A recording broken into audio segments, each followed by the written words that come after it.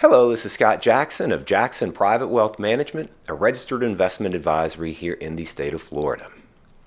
So, is staying the investment course always the best course, as someone have you believe? I don't think so. Let's look at the recent debt ceiling situation as an example. Imagine for a moment that you or your advisor had moved 60% of your portfolio into cash. Now, let's imagine the unthinkable, or what we don't want to think, a U.S. default. What if the situation had not been resolved in a timely way?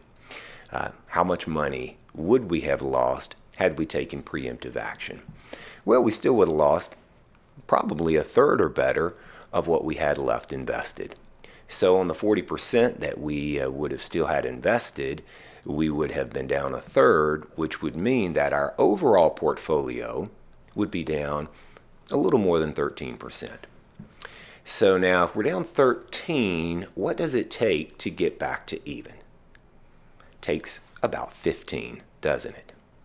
But now on the other hand, what if we had taken no preemptive action and the situation had turned dire?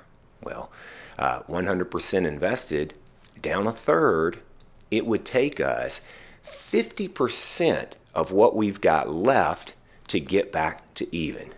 So how many more years is it going to take to get 50% in the stock and bond market versus 15%? Now, those who took no preemptive action can pat themselves on the back that this time they were okay.